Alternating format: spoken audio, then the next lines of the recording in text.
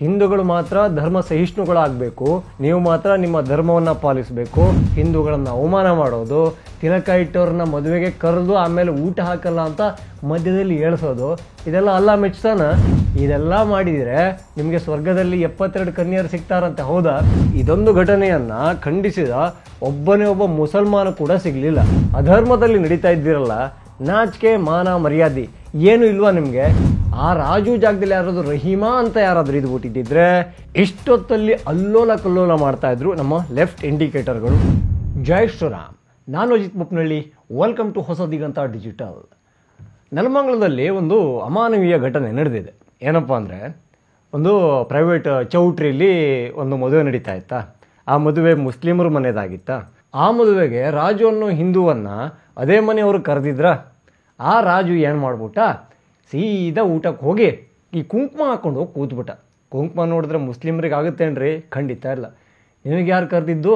ತಿಲಕ ಇಟ್ಟವರಿಗೆ, ಅಂದರೆ ಹಿಂದೂಗಳಿಗೆ ನಾನು ಊಟ ಹಾಕಲ್ಲ ಅಂತ ಊಟದ ಮಧ್ಯದಲ್ಲಿ ಎಬ್ಬಿಸಿದ್ರು, ಹಾಗೆ ವಾಪಸ್ಸನ್ನು ಕಳಿಸಿದ್ರು. ಅವ್ರು ಹಿಂದೂ ಜನ ಊಟಕ್ಕಿತ್ತಿಲ್ಲ, ಬರ್ರಿ ಬರ್ರಿ. ಅವರು ಹಿಂದೂ ಜನ ಊಟಕ್ಕಿಕ್ಕಲ್ವಂತೆ. ಬಾ ಬಾ, ಇನ್ವೈಟ್ ಮಾಡಬಾರ್ದ್ರಿ ಸಾಹೇಬ್ರೆ, ಹಂಗೆಲ್ಲ ಮಾಡಬಾರ್ದು. ಉಣ್ಣ ಕೂತಾಗ ಎಬ್ಬರಿಸಬಾರ್ದು. ನೋ, ಅಧರ್ಮ. ನೀನು ಮಾಡ್ತಿರೋ ತಪ್ಪು.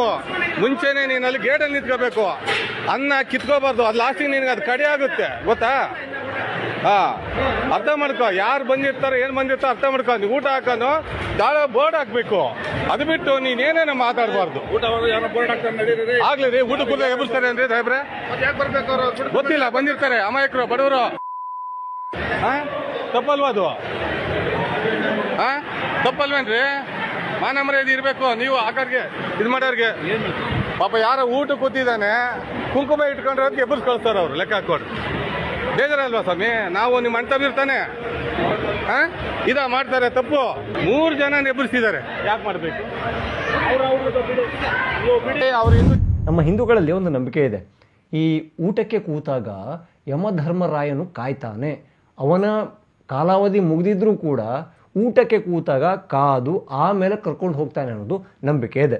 ಆದರೆ ಆ ಸಮೀವುಲ್ಲಾ ಅನ್ನೋ ಮನೆ ಯಜಮಾನ ಇದ್ನಲ್ಲ, ಅವನಿಗೆ ಮಾತ್ರ ಹಿಂದೂಗಳಿಗೆ ಊಟ ಹಾಕೋದು ಅಂದರೆ ಭಯಂಕರ ಕಷ್ಟ ಆಗೋಯ್ತು. ನಾನು ಕೇಳೋದು, ಅವರೇನಾದರೂ ಆಮಂತ್ರಣ ಇಲ್ಲದೆ ಬಂದಿದ್ರಾ? ಅಬ್ಬೆ ಪಾರಿ ಥರ ಆ ಎಂಜಿಲ್ ಬಿರಿಯಾನಿನ ತಿನ್ನೋಕ್ಕೆ ಬಂದಿದ್ರಾ? ಖಂಡಿತ ಇಲ್ಲ. ನಿಮ್ಮ ಮನೆಯಿಂದನೇ ಆಮಂತ್ರಣ ಹೋಗಿದೆ, ನಿಮ್ಮ ಮನೆಗೆ ಸಂಬಂಧಪಟ್ಟವರೇ ಕರೆದಿದ್ದಾರೆ. ಅಸಲಿ ಧರ್ಮ ಸಹಿಷ್ಣು ಆಗಿ ರಾಜು ಬಂದರೆ ಅವನಿಗೆ ಊಟ ಹಾಕೋಕ್ಕೆ ನಿಮಗೆ ಸಮಸ್ಯೆ ಆಗುತ್ತೆ. ನನಗೆ ತುಂಬ ಆಶ್ಚರ್ಯ ಅನಿಸೋದು, ಈ ಟೈಮಲ್ಲಿ ಒಂದಿಷ್ಟು ಜನ ಈ ಭೂಗತ ಆಗ್ಬಿಟ್ಟಿದಾರ ಅಂತ. ಯಾರು ಅಂತ ಕೇಳಿದ್ರ, ಅದೇ ಈ ಎಡಚರರು, ಪ್ರಗತಿಪರರು, ಜೀವಪರರು ಅವರು ಅಲ್ಲ. ಈ ಕಲ್ಲಂಗಡಿ ಹೊಡೆದಿದ್ದೊಂದು ಕೇಸ್ ನೆನಪಿದೆಯಾ? ಖಂಡಿತ ನೆನಪಿರಬಹುದು. ಈ ಹಿಂದೂ ದೇವಸ್ಥಾನಗಳ ಪ್ರಾಂಗಣದಲ್ಲಿ ಮುಸ್ಲಿಮರಿಗೆ ಅವಕಾಶ ಇಲ್ಲ ಅಂತ ಹೇಳಿ ಒಂದು ಕಲ್ಲಂಗಡಿ ಹಣ್ಣನ್ನು ಹೊಡೆಯಲಾಗಿತ್ತು. ಅಂದರೆ ಅವನು ಕಲ್ಲಂಗಡಿ ಹಣ್ಣಿನ ಅಂಗಡಿ ಓನರ್ ಆಗಿದ್ದ ಮುಸ್ಲಿಮು. ಆ ಕಲ್ಲಂಗಡಿ ಹಣ್ಣನ್ನು ಹೊಡೆದಾಗ ಅಲ್ಲಿ ಈ ಎಡಚರರು, ಪ್ರಗತಿಪರರು, ಜೀವಪರರು, ಬುದ್ಧಿಜೀವಿಗಳು ಎಲ್ಲ ಏನಕ್ಕವನ ಬರೆದಿದ್ದು ಕವಿತೆ ಗೀಚಿದ್ದು ಹೊಡೆದಿದ್ದು ಆ ಮುಸಲ್ಮಾನ ವ್ಯಾಪಾರಿಯ ಬುರ್ಡೇನ ಅಥವಾ ಕಲ್ಲಂಗಡಿನ ಅನ್ನೋ ಡೌಟ್ ಬರೋ ಥರ ಅವರು ಬರ್ಕೊಂಡಿದ್ದು. ಆದರೆ ಇದೊಂದು ಅಮಾನವೀಯ ಘಟನೆಗೆ ಯಾರೊಬ್ಬರು ಕೂಡ ಮಾತೇ ಆಡ್ತಾ ಇಲ್ಲ ಎಬ್ಸಿದ ತಪ್ಪು ಅಂತ ಒಬ್ಬರು ವಾಯಲು ಬರ್ತಾ ಇಲ್ಲ. ಅಲ್ಲ, ಆಮಂತ್ರಣ ಇಲ್ಲದೆ ಬಂದಿದ್ರೆ ಅವರು ಹೇಳೋದ್ರಲ್ಲಿ ಅರ್ಥ ಇದೆ. ಆದರೆ ಕರೆದು ಕೆರದಲ್ಲೂ ಹೊಡೆದಂಗೆ ಮಾಡ್ತಾರಲ್ಲ, ಇದಕ್ಕೇನು ಹೇಳಬೇಕು? ಈಗ ನಾಳೆ ದಿವಸ ಹಿಂದೂಗಳು ನೀನೇನು ತೂತು ಟೋಪಿ ಹಾಕ್ಕೊಂಡಿದ್ದೀಯಾ, ಟೋಪಿ ಹಾಕಿದರ ಜೊತೆಗೆ ನನ್ನ ವ್ಯವಹಾರ ಇಲ್ಲ ಅಂತ ಹೇಳಿದ್ರೆ ಕಷ್ಟ ಆಗಲ್ವಾ?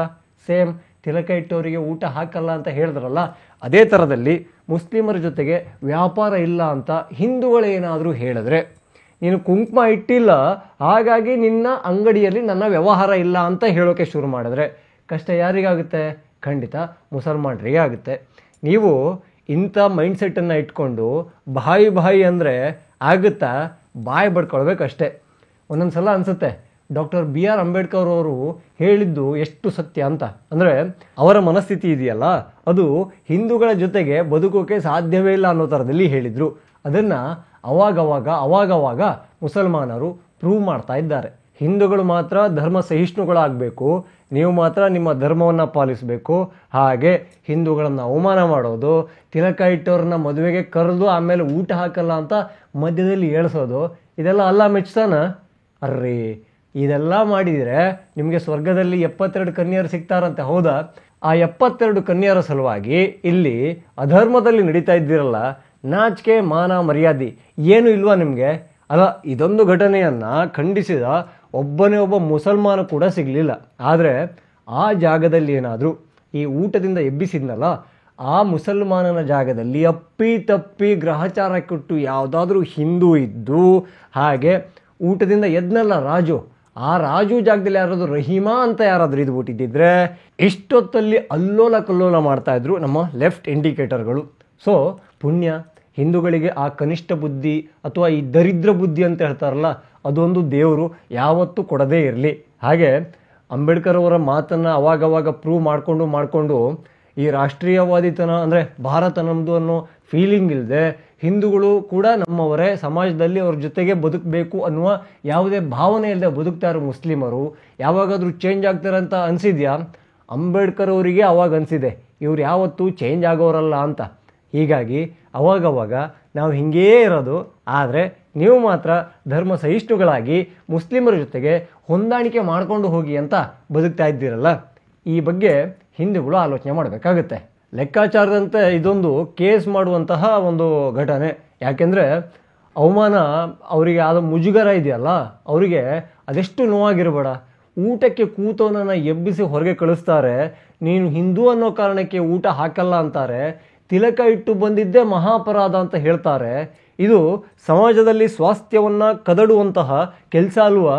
ಪೊಲೀಸರು ಇದರ ಮೇಲೆ ತನಿಖೆಯನ್ನು ಮಾಡಬೇಕಾಗುತ್ತೆ. ಹಾಗೆ ಕೇಸನ್ನು ದಾಖಲಿಸಿಕೊಂಡು ಆ ಸಮೀವುಲ್ಲಾ ಏನಿದಾನಲ್ಲ ಅವನನ್ನು ವಿಚಾರಣೆ ಮಾಡಬೇಕಾಗುತ್ತೆ. ಹಾಗೆ ಸಮಾಜಕ್ಕೊಂದು ಕೆಟ್ಟ ಸಂದೇಶವನ್ನು ಆ ಮುಸಲ್ಮಾನ ಕೊಟ್ಟಿದ್ದಾನೆ.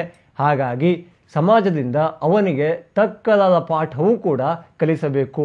ಪಾಠ ಅಂದರೆ ಮತ್ತೆ ಹಿಂದೂಗಳು ಹೋಗಿ ಪಾಠ ಕಲಿಸೋದಲ್ಲ, ಕಾನೂನಿನ ಪಾಠಗಳಿರ್ತಾವಲ್ಲ ಅದನ್ನು ಕಲಿಸ್ಬೇಕಾಗುತ್ತೆ. ಅಲ್ಲ, ಕಾನೂನಿಗೆ ಈ ಮುಸಲ್ಮಾನರು ಎಷ್ಟು ಗೌರವ ಕೊಡ್ತಾರೆ ಅನ್ನೋದು ಗೊತ್ತಿದೆ. ಅವರಿಗೆ ಕೋಪ ಬಂದುಬಿಟ್ರೆ ಸಾಕು, ಅಲ್ಲಿ ಕಾನೂನ, ಪೊಲೀಸ್ ಸ್ಟೇಷನ್ನ, ಕೋರ್ಟ ಏನೂ ನೋಡಲ್ಲ. ಪೊಲೀಸ್ ಸ್ಟೇಷನ್ನ ನೋಟಿಸ್ ಮಾಡ್ತಾರೆ, ಅಲ್ಲೂ ಬೆಂಕಿ ಹಾಕ್ತಾರೆ, ಪೊಲೀಸ್ ಜೀಪ್ಗಳನ್ನೆಲ್ಲ ಜಗಮ್ ಮಾಡ್ತಾರೆ. ಅವರಿಗಿರೋ ಕಾನೂನು ಪ್ರೀತಿಯನ್ನು ಎಷ್ಟು ಅಂತ ನಾವು ಅರ್ಥ ಮಾಡ್ಕೊಂಡಿದ್ದೀವಿ. ಆದರೆ ಕಾನೂನು ಎಷ್ಟು ಗಟ್ಟಿ ಅಂತ ಅವರಿಗೆ ಅರ್ಥ ಮಾಡಿಸೋರು ಯಾರು? ಪೊಲೀಸರು ಮುಂದಾಗಬೇಕು. ಹಾಗೆ ನಮ್ಮ ಪ್ರಗತಿಪರರು ಇದೀರಲ್ಲ, ಜೀವಪರರು, ಪ್ರಗತಿಪರರು, ಬುದ್ಧಿಜೀವಿಗಳು, ಅವರೆಲ್ಲರೂ ಕೂಡ ಸಮಾಜದಲ್ಲಿ ಒಂದು ಸ್ವಾಸ್ಥ್ಯವನ್ನು ಕೆಡಿಸುವಂಥ ಘಟನೆಯಾಗಿದೆ. ನೀವು ವಿರೋಧಿಸಬೇಕಿತ್ತು. ಆದರೆ ಕಲ್ಲಂಗಡಿ ಹೊಡೆದಾಗ ತಲೆ ಹೊಡೆದರಂಗೆ ಆಡಿದವರು, ಅಲ್ಲೆಲ್ಲೋ ಗಾಜಾದಲ್ಲಿ ಚಿಕ್ಕ ಮಕ್ಕಳ ಪರವಾಗಿ ಕಣ್ಣೀರನ್ನು ಹಾಕೋರು, ಇಲ್ಲಿ ಹಿಂದೂ ಒಬ್ಬನಿಗೆ ಅವಮಾನ ಆಗಿದೆ, ಅವನಿಗೆ ಮುಖಭಂಗ ಮಾಡಿದ್ದಾರೆ ಅಂದರೆ ಕರೆದು ಕೆರದಲ್ಲಿ ಹೊಡೆಯೋ ಒಂದು ಘಟನೆಯಾಗಿದೆ. ಆದರೆ ನಿಮಗೆ ಈಗ ಜೀವಪರತೆ, ಈ ಮಾನವೀಯತೆ ಇದ್ರ ಬಗ್ಗೆ ಪದಗಳು ಇಲ್ಲ, ನಿಮ್ಮ ಪೆನ್ನು ಗೀಚ್ತಾನೂ ಇಲ್ಲ. ಅಯ್ಯೋ ದೇವರೇ, ನಿಮ್ಮದೆಲ್ಲ ಒಂದು ಬದುಕು, ನಿಮ್ಮದೆಲ್ಲ ಒಂದು ಬಾಳು, ಅದಕ್ಕೊಂದು ದೊಡ್ಡ ನಮಸ್ಕಾರ. ಇನ್ನೂ ಯಾರೆಲ್ಲ ಹೊಸ ದಿಗಂತ ಡಿಜಿಟಲನ್ನು ಸಬ್ಸ್ಕ್ರೈಬ್ ಮಾಡ್ಕೊಂಡಿಲ್ವೋ ಈ ಕೂಡಲೇ ಮಾಡ್ಕೊಳ್ಳಿ. ಹಾಗೆ ಎಲ್ಲ ವಿಡಿಯೋಗಳಿಗಾಗಿ ಬೆಲ್ ಐಕಾನನ್ನು ಒತ್ತಿ. ಜೈ ಶ್ರೀರಾಮ್.